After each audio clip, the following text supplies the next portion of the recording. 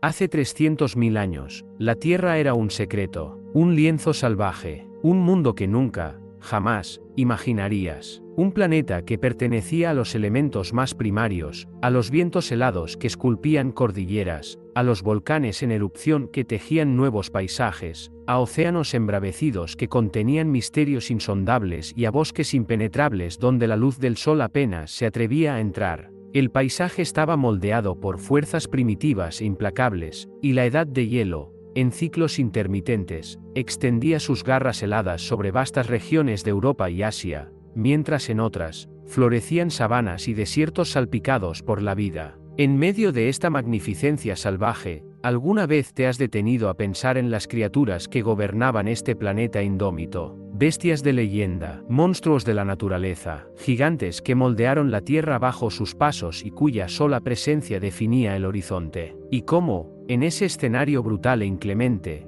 nuestros propios ancestros, los primeros Homo sapiens, lograron no solo sobrevivir, sino prosperar. Cómo coexistieron con depredadores feroces y herbívoros colosales, seres que parecían sacados de los mitos más antiguos. Prepárense para un viaje a las profundidades de un tiempo perdido, donde la supervivencia era un arte y la tierra, un campo de batalla épico. Desde los rinocerontes lanudos que desafiaban el hielo de la estepa mamut, hasta los simios gigantes que se ocultaban en las profundidades de la selva asiática, vamos a desenterrar los secretos de una convivencia asombrosa, una danza entre la fragilidad humana y la imponente fuerza de la megafauna. Bienvenidos al canal Erasplora. En este vídeo, no solo descubrirás a estos fascinantes gigantes, sino que exploraremos cómo era la vida cuando los colosos caminaban por la tierra. Sumérgete con nosotros en esta aventura épica. No te lo pierdas. Bloque 3, Macrauchenia, el enigmático gigante sudamericano con trompa. Descubrimiento,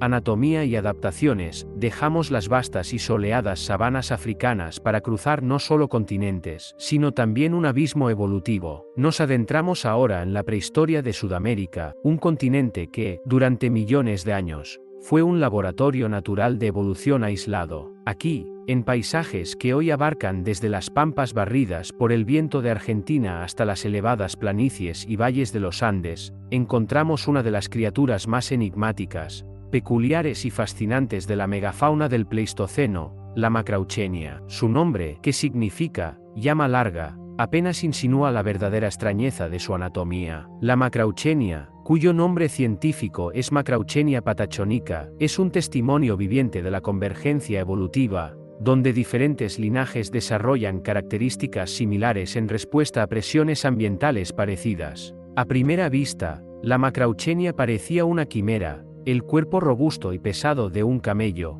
el cuello sorprendentemente largo y flexible de una jirafa o una llama, y las patas largas y esbeltas, con 3 dedos funcionalmente reducidos a 1, que le daban una agilidad similar a la de los camélidos o los équidos. Pero lo que realmente la distinguía, lo que hizo que los primeros paleontólogos se rascaran la cabeza con perplejidad, era la sugerencia inequívoca de una trompa. Su descubrimiento es una historia en sí misma. Los primeros fósiles de Macrauchenia fueron hallados por Charles Darwin durante su célebre viaje a bordo del HMS Beagle en la década de 1830. Los restos, encontrados en la Patagonia, fueron tan desconcertantes que Darwin los envió a Richard Owen, el renombrado anatomista comparativo, quien fue el primero en identificar sus características únicas. La combinación de rasgos, que no encajaba claramente en ningún grupo de mamíferos conocido, llevó a Owen a clasificarla en un orden completamente nuevo, los litopternos. Las dimensiones de la Macrauchenia eran considerables para un herbívoro. Podía alcanzar una altura a la cruz de aproximadamente 1,8 metros, similar a un camello grande, y su cuerpo alargado podía medir hasta 3 metros de largo. Su peso se estima en un rango de 800 a 1200 kilogramos, lo que la convertía en un animal de gran porte, una presencia significativa en los ecosistemas sudamericanos. Su esqueleto, especialmente la estructura de sus largas patas, sugiere que era un animal rápido y resistente, capaz de recorrer grandes distancias y de escapar de depredadores. Pero el rasgo más intrigante, y el que ha generado más debate y fascinación, reside en su cráneo. A diferencia de la mayoría de los mamíferos, las aberturas nasales de la Macrauchenia no se encontraban en la punta del hocico. En cambio, estaban notablemente retrasadas, ubicadas en la parte superior del cráneo, casi entre los ojos, o incluso un poco más atrás. Esta peculiaridad anatómica es la evidencia más fuerte que apoya la hipótesis de que la Macrauchenia poseía una trompa o probóscide. Si bien la trompa en sí misma no se fosiliza, al ser un órgano de tejido blando, la posición de los orificios nasales es una adaptación clara para anclar una estructura muscular y cartilaginosa como una trompa. Esta trompa, aunque probablemente no tan larga y prensil como la de un elefante, habría sido similar a la de un tapir moderno, pero posiblemente más desarrollada y móvil. La utilizaría para arrancar hojas y brotes de los árboles y arbustos,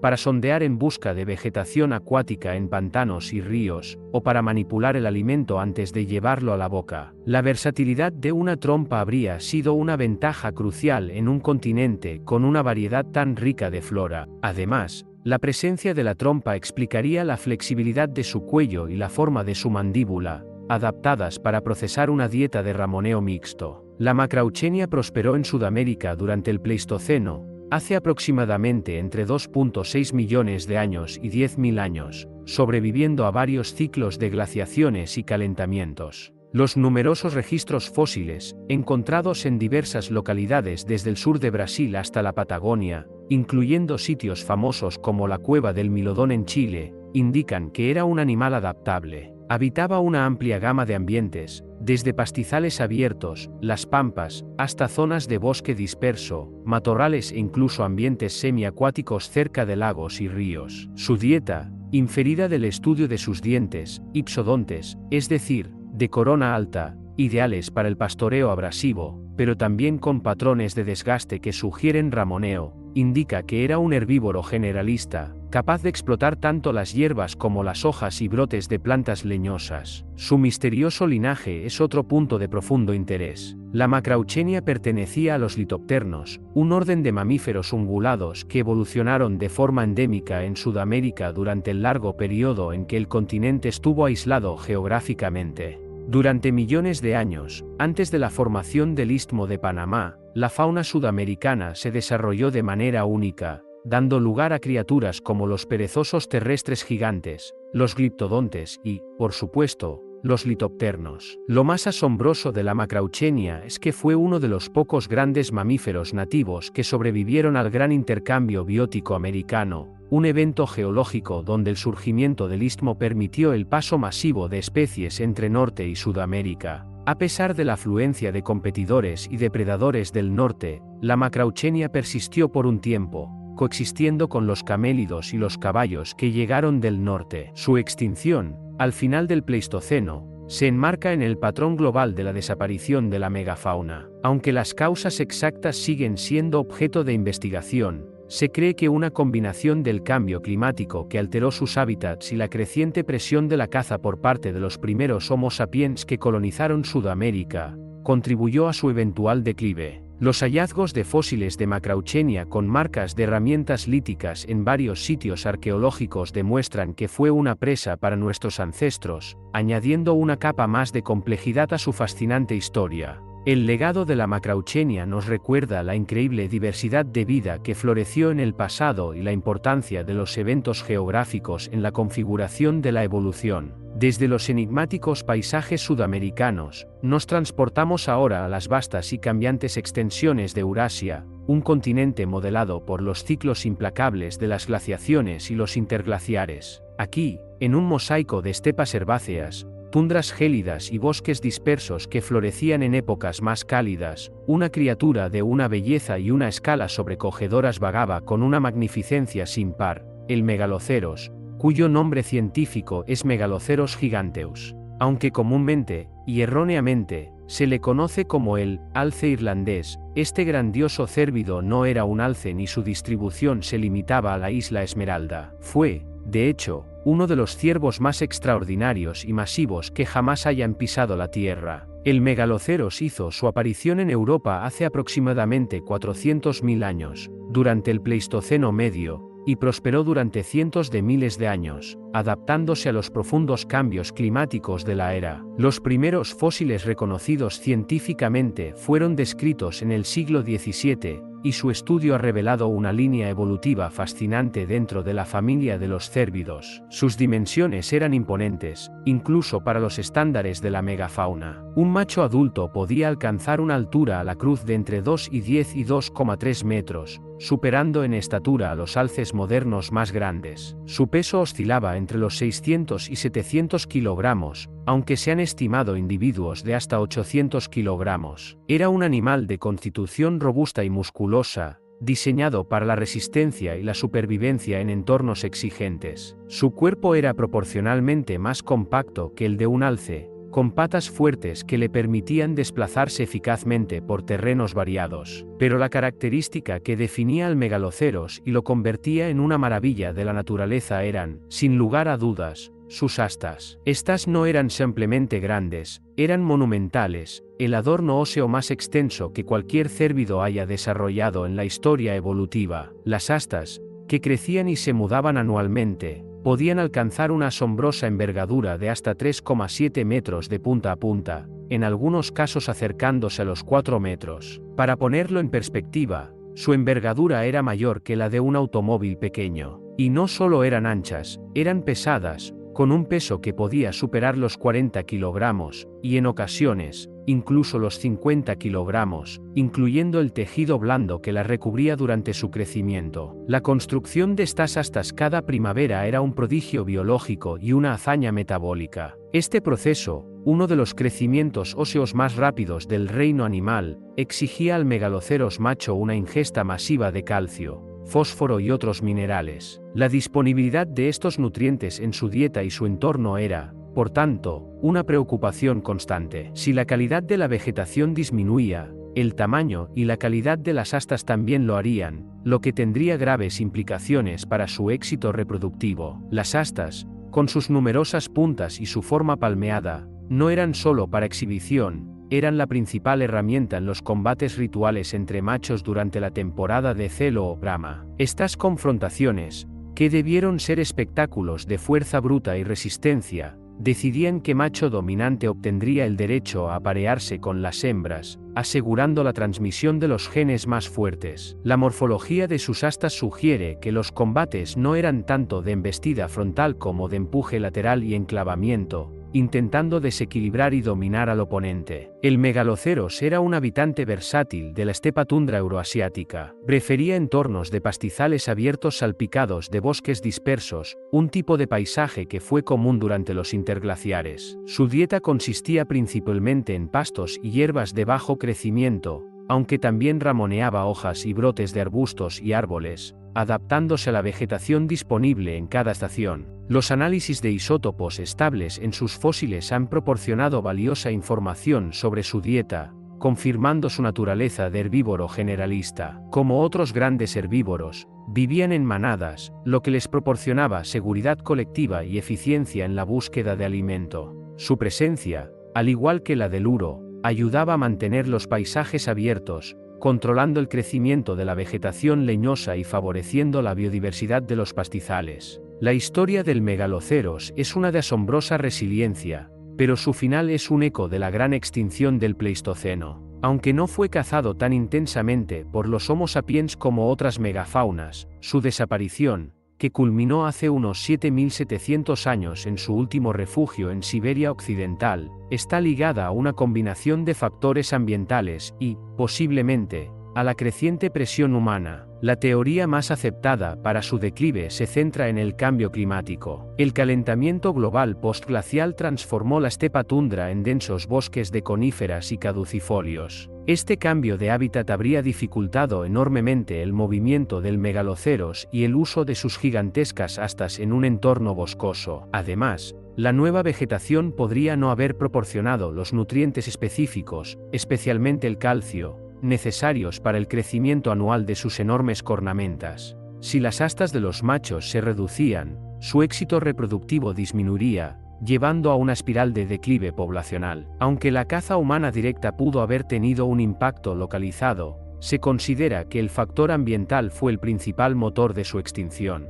El megaloceros es un recordatorio impactante de cómo las adaptaciones extremas a un nicho específico, por muy exitosas que sean, pueden convertirse en una desventaja crítica cuando el entorno cambia de forma drástica e irreversible. Sus astas, tan vitales para su supervivencia y reproducción durante milenios, se convirtieron en un lujo insostenible en un mundo en transformación. A través de sus imponentes fósiles y las misteriosas pinturas rupestres, el megaloceros sigue siendo un emblema de la magnificencia y la fragilidad de la vida prehistórica. Desde los dominios del majestuoso megaloceros, nos sumergimos aún más profundamente en el corazón gélido del Pleistoceno tardío, en las vastas y desoladas extensiones de la estepa mamut. Este ecosistema, que se extendía sin interrupciones desde Europa occidental, a través de la vasta Siberia, hasta Alaska y Yukón en Norteamérica, era un dominio de frío extremo, vientos incesantes y una vida vegetal sorprendentemente resistente. Aquí, una de las criaturas más icónicas y perfectamente adaptadas a este mundo helado gobernaba con su imponente presencia,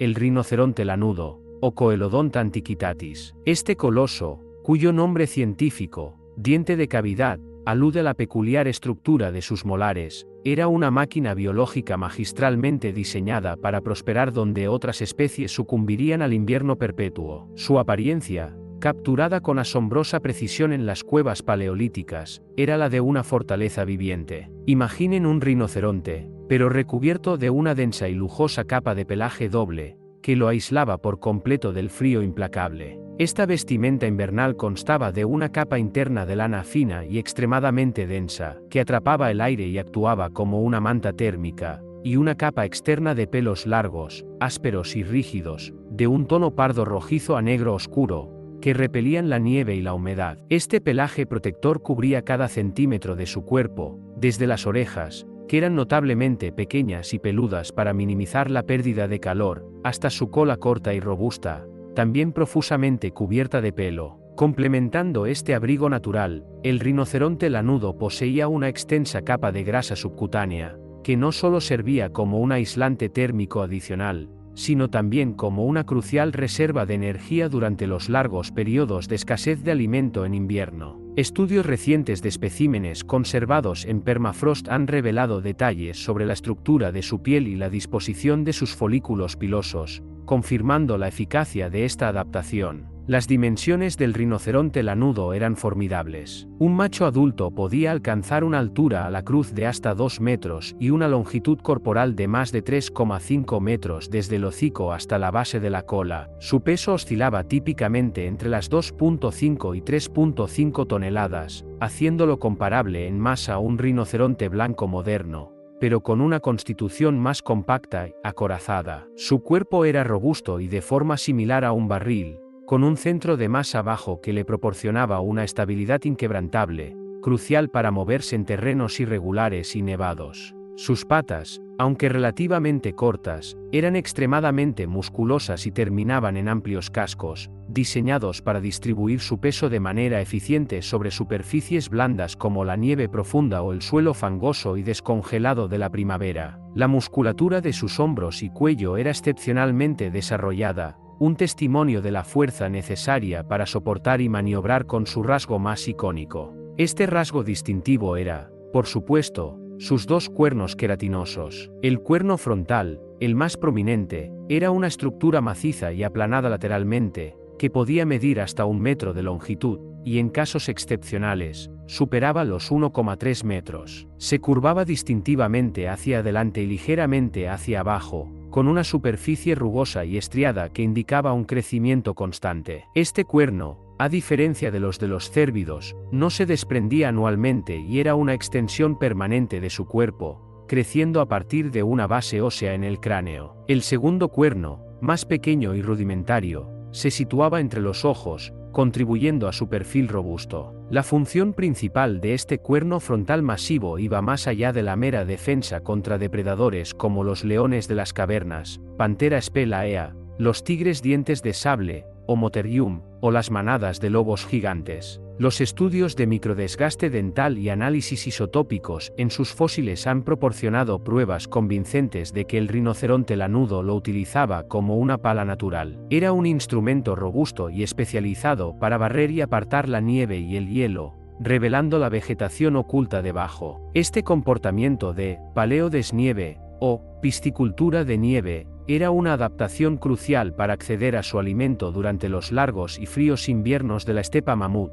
permitiéndole explotar nichos alimenticios inaccesibles para otros herbívoros. La rugosidad de la superficie del cuerno se atribuye precisamente al desgaste constante por este raspado contra el suelo congelado. El rinoceronte lanudo prosperó durante el Pleistoceno superior, con su apogeo entre hace aproximadamente 350.000 y 10.000 años. Su rango geográfico era inmenso, abarcando toda la masa terrestre de Eurasia, desde la península ibérica en el oeste hasta el noreste de Siberia y Beringia, el puente terrestre que conectaba Asia con Norteamérica en la Edad de Hielo. Su hábitat preferido era la estepa mamut, un ecosistema singular y frío pero sorprendentemente productivo. Esta no era una tundra estéril, sino una pradera de alta productividad en verano, dominada por pastos nutritivos, juncias, ciperáceas y diversas plantas herbáceas que crecían rápidamente. El suelo, a menudo con permafrost, pero con una capa activa estacional, mantenía una biodiversidad vegetal específica. El rinoceronte lanudo era principalmente un pastoreador y ramoneador oportunista. Su dieta se diversificaba estacionalmente. En verano,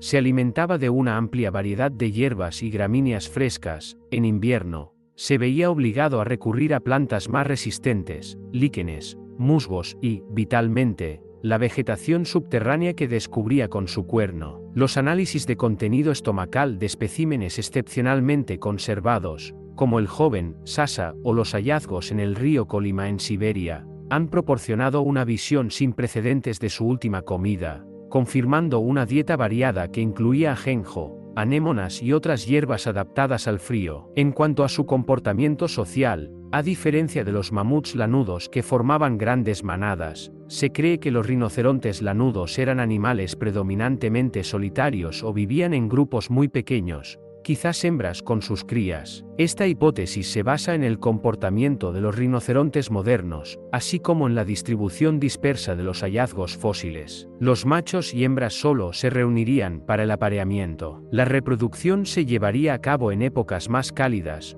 con un periodo de gestación prolongado, probablemente de 16 a 18 meses, lo que resultaría en el nacimiento de una única cría. La crianza de la cría en un entorno tan hostil habría requerido una intensa protección materna y un rápido crecimiento para la cría antes de la llegada del próximo invierno.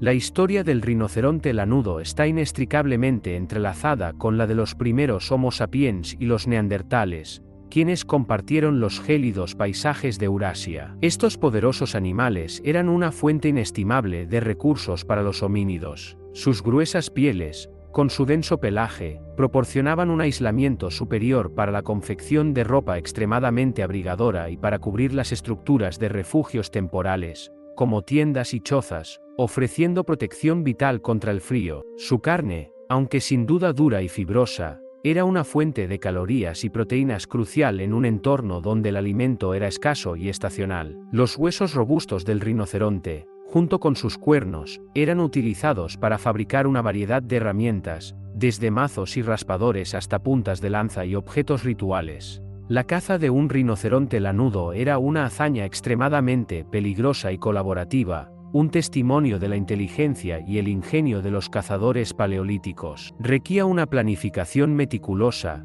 el conocimiento del comportamiento animal y el uso de lanzas con puntas de piedra o hueso. La evidencia arqueológica, como marcas de corte en huesos de rinoceronte y herramientas encontradas junto a sus restos, sugiere que los humanos empleaban diversas estrategias, desde emboscadas en terrenos difíciles, donde el animal podía quedar atascado, hasta la conducción de los animales hacia trampas naturales como pozos o pantanos, o hacia barrancos donde su movilidad se vería restringida, facilitando su abatimiento. Se han encontrado sitios de matanza específicos que sugieren el procesamiento sistemático de estos grandes ungulados. Más allá de la subsistencia, el rinoceronte lanudo ocupa un lugar prominente y casi reverencial en el arte rupestre paleolítico, lo que subraya su profunda importancia cultural y simbólica para nuestros ancestros. En famosas cuevas como Chauvet en Francia, o en Cosquer, o incluso en fragmentos de arte mueble encontrados en Siberia, las impresionantes y vívidas representaciones de rinocerontes lanudos, a menudo con una exactitud anatómica asombrosa, incluyendo el detalle de su pelaje y la forma de sus cuernos, nos hablan de una profunda observación, respeto y quizás una conexión espiritual con estos animales. Estas pinturas no eran solo meras representaciones, pudieron haber tenido propósitos rituales, como la magia de la caza, educativos, enseñando a los jóvenes sobre las presas, o simplemente narrativos, reflejando la compleja cosmovisión de los cazadores-recolectores y su íntima relación con el mundo animal que los rodeaba. Algunos investigadores incluso especulan que ciertas representaciones de animales heridos o marcados podrían ser registros de intentos de caza fallidos o encuentros directos peligrosos. El declive y la eventual extinción del rinoceronte lanudo, que culminó hace aproximadamente entre 10.000 y 8.000 años, coinciden dramáticamente con el final de la última edad de hielo. Al igual que con el mamut lanudo, su desaparición se atribuye a una combinación letal de cambio climático rápido y la creciente presión de la caza por parte de los humanos. El calentamiento global postglacial provocó una transformación radical del ecosistema de la estepa mamut. A medida que los glaciares retrocedían, los vastos pastizales secos comenzaron a ser reemplazados por densos bosques de coníferas y caducifolios, o por extensas zonas de humedales y turberas. Estos nuevos ambientes eran inhóspitos para el rinoceronte lanudo. Su denso pelaje, tan útil en el frío extremo, se convertiría en una carga en climas más cálidos, aumentando el riesgo de sobrecalentamiento. La disponibilidad de su alimento específico también se redujo drásticamente a medida que la composición vegetal cambiaba. Al mismo tiempo, la expansión y el aumento de la población de Homo sapiens, armados con tecnología de caza cada vez más eficiente y una capacidad de adaptación superior, habrían ejercido una presión insostenible sobre las poblaciones de rinocerontes lanudos, que ya estaban estresadas por la pérdida y fragmentación de su hábitat.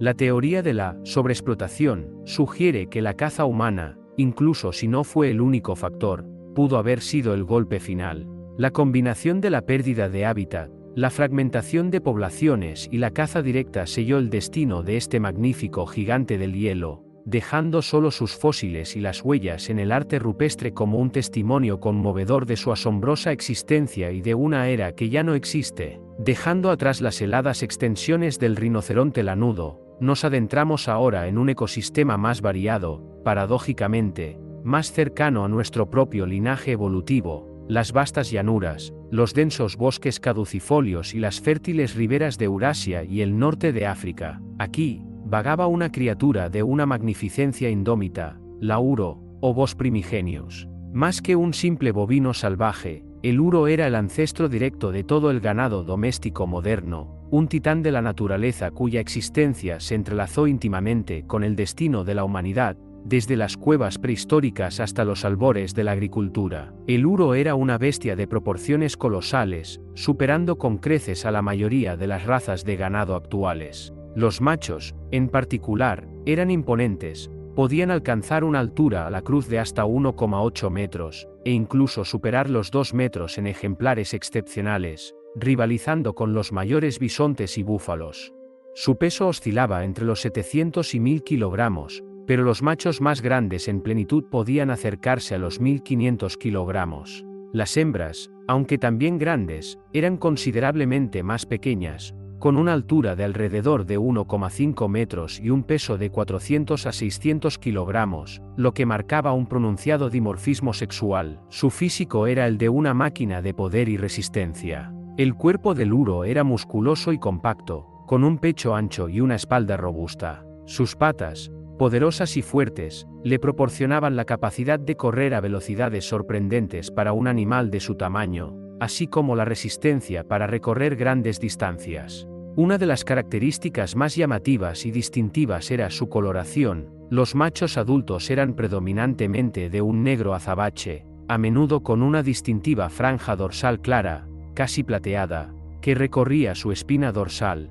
Las hembras y los jóvenes, en cambio, exhibían un color pardo rojizo a marrón. Esta diferencia de coloración era un rasgo único que los distinguía y probablemente tenía un papel en la comunicación visual dentro de la manada, pero lo que realmente confería al uro su formidable apariencia y lo convertía en un adversario temible eran sus cuernos. Estos no eran solo grandes, sino masivos, con una forma de lira distintiva, crecían hacia adelante y hacia arriba, curvándose luego hacia adentro y hacia atrás, a veces con puntas afiladas. Podían medir hasta 80 centímetros de longitud individualmente, y su circunferencia en la base era considerable. Eran cuernos huecos, pero con una estructura ósea interna que los hacía increíblemente resistentes.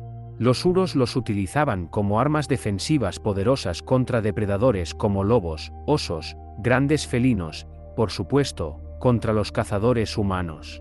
También eran cruciales en los combates rituales entre machos durante la temporada de celo, donde las disputas por el dominio y el acceso a las hembras se resolvían mediante feroces embestidas y empujones. La fuerza del cuello y los músculos del cráneo del uro estaban adaptados para soportar el estrés de estos combates. El uro era un animal increíblemente adaptable, lo que le permitió prosperar en una vasta gama de ecosistemas a lo largo de Eurasia y el norte de África. Sus hábitats incluían desde densos bosques templados, donde se movía entre la maleza y los claros, hasta marismas pantanosas y las extensas estepas abiertas. Esta versatilidad se reflejaba en su dieta. El uro era un pastoreador voraz que se alimentaba principalmente de hierbas, juncias y gramíneas, pero también era un ramoneador oportunista, consumiendo hojas, brotes y ramas tiernas de árboles y arbustos cuando la disponibilidad de pastos disminuía, especialmente en invierno. Su sistema digestivo, como rumiante, estaba altamente especializado para extraer nutrientes de una dieta fibrosa. Ecológicamente, el uro desempeñaba un papel vital como ingeniero de ecosistemas. Al pastorear y ramonear de manera constante, mantenía abiertos los paisajes, evitando que los bosques se volvieran demasiado densos y favoreciendo el crecimiento de pastizales y matorrales. Esto creaba y mantenía hábitats diversos para una amplia variedad de otras especies animales y vegetales, contribuyendo significativamente a la biodiversidad de sus entornos. Eran animales altamente sociales, que vivían en manadas, lo que les proporcionaba una defensa colectiva contra los depredadores. La estructura de la manada variaba. Mientras que las hembras y los jóvenes solían formar grupos estables, los machos jóvenes y los viejos podían vivir en grupos de solteros o de forma más solitaria, uniéndose a las manadas de hembras solo durante la temporada de celo. La relación entre el uro y los primeros humanos es particularmente fascinante y compleja, marcando un punto de inflexión en la historia de nuestra especie. El uro no fue solo una fuente crucial de alimento, pieles y huesos para herramientas, fue un animal de profundo significado cultural y simbólico. Las representaciones del uro son omnipresentes y asombrosamente vívidas en el arte rupestre paleolítico de Europa, en sitios tan célebres como las cuevas de Lascaux y Altamira. Su imponente figura, a menudo capturada en escenas dinámicas de movimiento o de caza, atestigua la centralidad del uro en la vida y la cosmovisión de los cazadores-recolectores. Estas pinturas no solo documentan la importancia del uro como presa, sino que sugieren un profundo respeto, una admiración y quizás una reverencia espiritual por este animal salvaje y poderoso. Algunos historiadores del arte prehistórico interpretan estas representaciones como parte de rituales de caza, o como símbolos de fertilidad y fuerza. Lo más trascendental del uro es, sin duda, su papel como ancestros de todo el ganado bovino doméstico que conocemos hoy. La domesticación del uro es uno de los eventos más transformadores en la historia de la humanidad, marcando el paso de una existencia de cazadores-recolectores a la emergencia de las sociedades agrícolas. Este proceso comenzó hace aproximadamente 10.500 años en la región del Creciente Fértil, en el Próximo Oriente, pero estudios genéticos sugieren que también hubo eventos de domesticación independientes en otras regiones, como el Valle del Indo. Esta domesticación no solo proporcionó una fuente de alimento y productos animales más controlable y predecible, sino que también ofreció fuerza de tiro para la agricultura, arados, transporte, con el tiempo, leche. La capacidad de tener una fuente de alimento, a la mano, permitió a las comunidades humanas asentarse, desarrollar aldeas permanentes y, eventualmente, civilizaciones complejas. El declive de las poblaciones de uros salvajes fue un proceso gradual pero implacable, directamente ligado a la expansión de la civilización humana.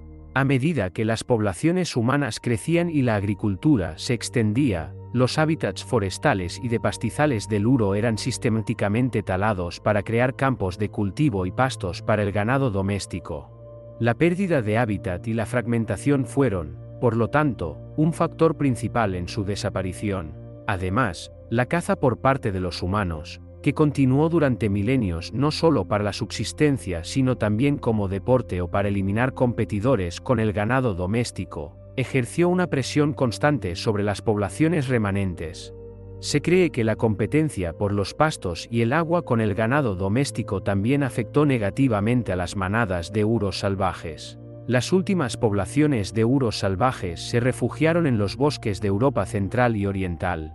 Los registros históricos, aunque escasos, documentan el declive final. Los últimos uros en Alemania, por ejemplo, desaparecieron en el siglo XVII. La última uro salvaje de la que se tiene constancia científica, una hembra, murió en el bosque de Jaktoro, Polonia, en el año 1627. Su muerte marcó el final de una especie que había modelado paisajes, alimentado a nuestros ancestros y dado origen a una de las bases de la civilización humana. Hoy, aunque el uro salvaje está extinto, su legado perdura en cada vaca, toro y buey que puebla nuestros campos. Además, existen proyectos ambiciosos, como el Proyecto Tauros o la creación del ganado G, que intentan recriar o retrocruzar razas de ganado doméstico que conservan características genéticas y fenotípicas cercanas al uro salvaje, con el objetivo de reintroducirlos en ecosistemas para restaurar el pastoreo salvaje. Estos esfuerzos no solo buscan traer de vuelta una sombra de lo perdido, sino también recordarnos la importancia de la biodiversidad y la profunda conexión que tenemos con el pasado indomable de nuestro planeta. Mientras los colosales habitantes del Pleistoceno dominaban vastas extensiones de la Tierra, un nuevo y, aparentemente, insignificante actor comenzaba a trazar su propio destino en este escenario primordial. Hace aproximadamente 300.000 años, un linaje de homínidos, el Homo sapiens, emergía en el continente africano, marcando el inicio de una era que redefiniría la historia de la vida en nuestro planeta. No eran como nosotros, con la complejidad de nuestras sociedades hiperconectadas, y sin embargo, eran inconfundiblemente nosotros, la primera chispa consciente de lo que se convertiría en la humanidad tal como la conocemos, con sus asombrosas capacidades y sus intrínsecas contradicciones. El Homo sapiens del Pleistoceno medio y superior era una criatura de una adaptabilidad y una inteligencia sin precedentes. Su anatomía, moldeada por millones de años de evolución en la sabana africana, era una síntesis de fuerza y agilidad, perfectamente diseñada para la vida de cazadores-recolectores.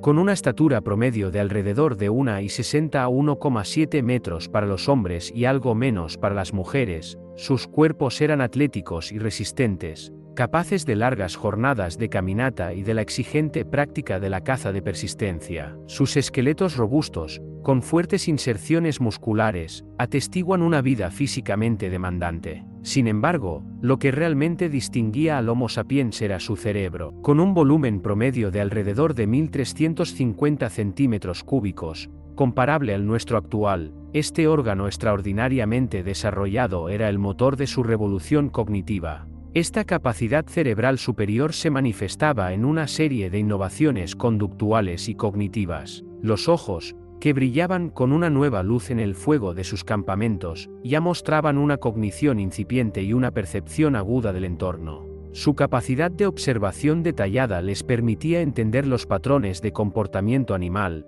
las rutas migratorias y los ciclos estacionales de la flora, conocimientos esenciales para su supervivencia. Sus manos, liberadas de la locomoción cuadrúpeda, eran instrumentos de una destreza manual incomparable. Capaces de una manipulación fina y precisa, ya moldeaban herramientas de piedra con una intención precisa, transformando simples guijarros en extensiones de su voluntad. Las herramientas de la cultura musteriense, posteriormente, las del Paleolítico superior, aurignaciense, gravetiense, solutrense, magdaleniense, como las hojas de sílex finamente trabajadas, los raspadores, buriles y puntas de lanza, no solo eran funcionales, eran productos de un pensamiento abstracto y una planificación a largo plazo. La fabricación de estas herramientas no solo implicaba habilidad, sino también una profunda comprensión de las propiedades de los materiales y un pensamiento secuencial complejo, el proceso de visualizar la herramienta final en una piedra en bruto y luego ejecutar los pasos necesarios para crearla. Los vestigios más antiguos y concluyentes de nuestra especie, los fósiles de Jebel Irhoud en el actual Marruecos, fechados hace unos 300.000 años, reescribieron la historia de nuestra emergencia. Allí, entre cenizas de hogueras y huesos quemados por el tiempo, se encontraron fragmentos de cráneos, mandíbulas y herramientas de piedra. Estos hallazgos revelaron que los primeros Homo sapiens no eran exclusivamente de África Oriental, como se pensaba, sino que ya se dispersaban por el continente, desarrollando características anatómicas modernas, aunque aún con algunas pistas de formas arcaicas. Estos restos nos hablan de una población robusta, con una cara más moderna y una frente más alta que sus predecesores, indicando un cerebro frontal más desarrollado, clave para el razonamiento complejo. Pero, ¿qué sabemos realmente de su vida diaria, más allá de sus herramientas y huesos? Sabemos que eran cazadores y recolectores, una forma de vida que los conectaba íntimamente con la naturaleza y sus ciclos. No eran solo carroñeros, la evidencia arqueológica, como los restos de grandes animales con marcas de corte y fracturas de huesos para extraer la médula, demuestran que eran cazadores activos y eficientes. Vivían en grupos sociales pequeños, cohesionados por lazos de parentesco y la necesidad mutua de cooperación para la supervivencia. Estos grupos, o bandas, probablemente estaban formados por entre 20 y 50 individuos, una cifra óptima para la caza colaborativa y el intercambio de recursos y conocimientos. La cooperación era fundamental en un mundo lleno de peligros y con grandes presas. Vagaban por vastas sabanas, altiplanos, valles fluviales y costas africanas, siguiendo las migraciones de los animales y la disponibilidad estacional de plantas. Su conocimiento del terreno, la fauna y la flora era enciclopédico, transmitido oralmente de generación en generación. Construían refugios temporales con lo que tenían a mano, ramas entrelazadas, pieles de los animales que cazaban y rocas, adaptándose a las condiciones climáticas. Además de lanzas y cuchillos de piedra, utilizaban hachas de mano primitivas, raspadores para preparar pieles y buriles para trabajar hueso y madera. Pero esos humanos no eran solo cuerpos, eran mentes en formación, en un proceso continuo de evolución cognitiva. Los primeros destellos de pensamiento simbólico y comportamiento cultural comenzaron a emerger. Esto se evidencia en el uso de pigmentos, ocre rojo, conchas perforadas para adornos, o grabados abstractos en huevos de avestruz o fragmentos de hueso. Aunque no tan elaborados como el arte rupestre posterior, estos hallazgos, algunos de hace más de 100.000 años, son la prueba de que el Homo sapiens no solo pensaba en la supervivencia, sino también en la estética, la identidad y, quizás, el ritual. La capacidad de adornarse, de crear objetos sin una función puramente utilitaria, es un marcador clave de la modernidad conductual. Los primeros enterramientos, aunque simples al principio, sugieren un incipiente sentido de la muerte y el más allá, o al menos un reconocimiento de la pérdida y un cuidado por los difuntos. La disposición intencional de cuerpos, a veces con objetos asociados, indica un pensamiento simbólico complejo y el inicio de prácticas funerarias. La historia de Homo sapiens en África es una de adaptabilidad ecológica asombrosa. Desde las sabanas semiáridas hasta los bosques tropicales y las costas ricas en recursos marinos, nuestra especie demostró una capacidad sin igual para explotar diversos nichos. Se enfrentaban a un mundo dominado por los gigantes de los que hemos hablado, y su supervivencia dependía de su ingenio, su adaptabilidad, su capacidad para trabajar en equipo y, crucialmente, su creciente capacidad para innovar y transmitir conocimientos complejos entre generaciones. La comunicación verbal, aunque no directamente fosilizable, se infiere del desarrollo cultural, una herramienta poderosa para coordinar la caza, planificar rutas migratorias y enseñar habilidades complejas. Estos primeros humanos compartieron el continente africano con otras especies de homínidos arcaicos durante un tiempo, como el Homo naledi o incluso poblaciones tardías de Homo heidelbergensis. Fuera de África, se encontrarían con neandertales en Europa y Asia, y con denisovanos en Asia. La resiliencia y las innovaciones conductuales de Homo sapiens, su capacidad para explotar una gama más amplia de recursos y para adaptarse a nuevos entornos con mayor flexibilidad, eventualmente les darían una ventaja evolutiva decisiva, llevándolos a colonizar cada rincón habitable del planeta en las oleadas migratorias posteriores. Con el Homo sapiens ya firmemente establecido en su papel como el más adaptable y cognitivamente avanzado de los homínidos, nuestro viaje nos lleva ahora al punto crucial de la interacción. La aparición y expansión de nuestra especie en el escenario mundial no fue un evento aislado, sino el comienzo de una interacción compleja, dinámica y a menudo brutal con las imponentes criaturas que ya poblaban la Tierra. Nuestros ancestros no llegaron para conquistar un planeta vacío, sino para coexistir, competir, y en última instancia, adaptarse a un mundo dominado por la megafauna, un desafío que forjaría los cimientos de lo que significa ser humano. Esta convivencia se manifestaba en una danza constante entre el respeto y la necesidad, la cooperación y la confrontación. Para los Homo sapiens, la megafauna representaba tanto una fuente vital de recursos ilimitados como una amenaza formidable que exigía un ingenio y una valentía excepcionales. Animales como el uro, el mamut lanudo, el rinoceronte lanudo, el megaloceros y el Elepas antiquus, un elefante prehistórico de proporciones vastas, proporcionaban no solo carne para alimentar a las bandas, sino también pieles para protegerse del frío, huesos para la construcción de herramientas y refugios, y tendones y grasa para una multitud de usos prácticos y energéticos. La caza de estas bestias no era una tarea trivial ni fortuita, era una empresa de alto riesgo y alta recompensa que exigía inteligencia superior, una planificación meticulosa, una coordinación social impecable y una valentía extrema. Las bandas humanas desarrollaban estrategias de caza sofisticadas y variadas, adaptadas a la presa y al terreno.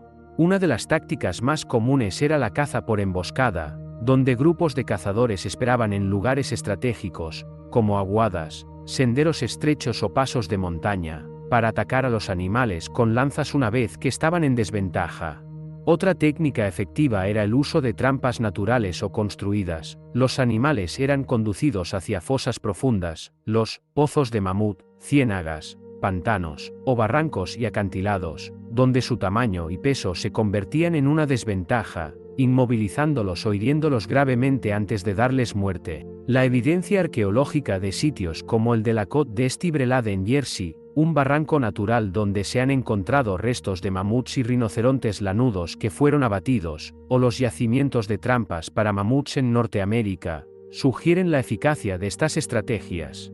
El uso del fuego no solo para cocinar o calentarse, sino también en la caza, es otra evidencia del ingenio humano. Se cree que las bandas podían utilizar el fuego para ahuyentar o dirigir grandes manadas de herbívoros hacia puntos de matanza o trampas preestablecidas, controlando la dirección de su estampida. Las herramientas de caza evolucionaron en sofisticación, de las simples lanzas de madera endurecida al fuego, pasaron a puntas de lanza de piedra lascada, como las musterienses para los neandertales, o las más refinadas aurignacenses y gravetienses para los sapiens, que más tarde dieron paso a las afiladas y aerodinámicas puntas de lanza con aletas, como las solutrenses en Europa o las clovis en Norteamérica, capaces de penetrar las gruesas pieles y músculos de los gigantes. La invención del atlatlo-propulsor, una extensión del brazo que aumentaba drásticamente la velocidad y la fuerza de lanzamiento de la lanza, fue una revolución tecnológica que incrementó la eficacia de la caza mayor.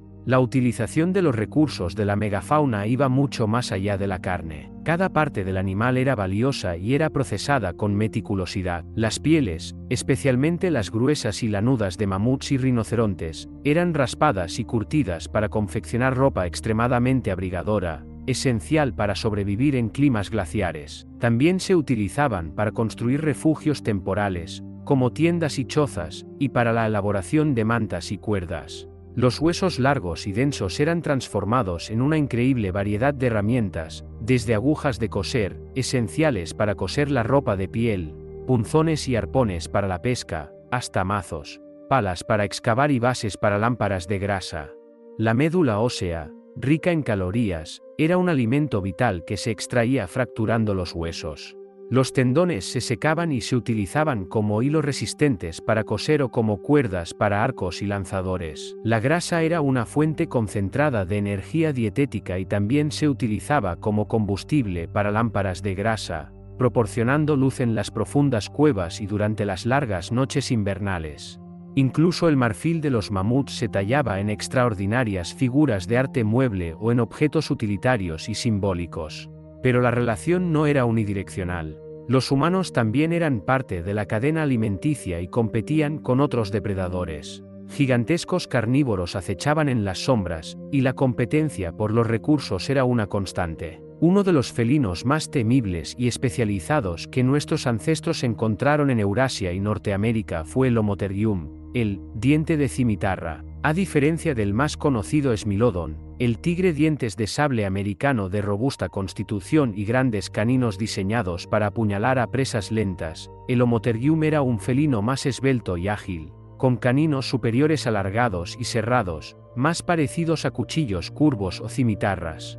Esta morfología sugiere que el Homotherium no era un cazador de emboscada puro, sino que estaba adaptado para ser un depredador de persecución, capaz de recorrer largas distancias y de infligir grandes heridas por desangramiento a presas grandes y rápidas. Se cree que se especializaba en la caza de grandes herbívoros como caballos, bisontes e incluso crías de mamuts, atacando sus gargantas o vientres. Su interacción con los primeros humanos probablemente fue de intensa competencia por las mismas presas y, en ocasiones, de confrontación directa por los restos de grandes animales. La habilidad del Homotherium para adaptarse a la caza en estepas abiertas lo hizo un competidor formidable. Y en las densas selvas y bosques subtropicales de Asia, nuestros ancestros podrían haberse encontrado con un gigante de otra índole, el Gigantopithecus, el simio más grande que ha existido. Con una altura estimada de hasta 3 metros de pie y un peso que podía superar los 500 kilogramos, este primate masivo habría sido una presencia imponente. Aunque su dieta era herbívora, predominantemente bambú, su imponente tamaño y fuerza lo habrían convertido en un rival por el espacio y los recursos en los hábitats forestales. Aunque no hay evidencia directa de una interacción violenta o de caza por parte de los humanos, su existencia en los mismos territorios sin duda habría generado encuentros, quizás de evitación mutua o de una curiosidad cautelosa por ambas partes. La sombra del Gigantopithecus pudo haber contribuido a los mitos y leyendas de seres gigantes y peludos que perduran en el folclore asiático, como el Yeti o el Bigfoot. Su extinción está ligada a la desaparición de los bosques de bambú a medida que el clima se volvía más seco, posiblemente exacerbada por la competencia con los humanos por los recursos limitados. En Europa, el Elephas antiquus, el elefante de colmillos rectos, fue otro gigante con el que los Homo sapiens y los neandertales compartieron el paisaje. Más grande que el elefante africano moderno, este proboscidio habitaba bosques y zonas más templadas, a diferencia del mamut lanudo. Se han encontrado sitios arqueológicos en Alemania, como Schöningen, donde se han descubierto lanzas de madera increíblemente bien conservadas junto a restos de Elephas antiquus, con claras marcas de herramientas, lo que sugiere que los humanos cazaban activamente a estos elefantes, utilizando estrategias de emboscada y herramientas especializadas. La convivencia no solo implicaba la caza y la habitación, sino también una profunda observación y aprendizaje. Los humanos aprendieron de la megafauna, de sus patrones migratorios, de sus hábitos de alimentación, qué plantas comían y dónde se encontraban, de sus puntos fuertes y débiles. Este conocimiento empírico se transmitía de generación en generación, volviéndose una parte integral de su supervivencia y su visión del mundo.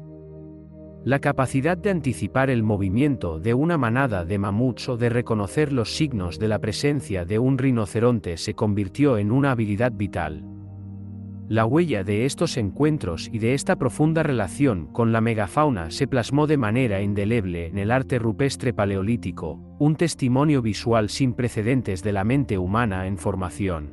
Las paredes de cuevas como Lascaux, Altamira, Chauvet-Oniaux, se convirtieron en lienzos donde la megafauna no era solo un registro de lo cazado, sino una expresión de asombro, reverencia, miedo y una profunda conexión espiritual. Mamuts, uros, rinocerontes lanudos, caballos y bisontes, representados con una viveza y una exactitud anatómica asombrosas, a menudo con un sentido del movimiento y la tridimensionalidad que desafía su antigüedad. Los artistas paleolíticos utilizaban pigmentos naturales, ocre, manganeso, carbón, aplicándolos con los dedos, ocre soplado, o rudimentarias herramientas.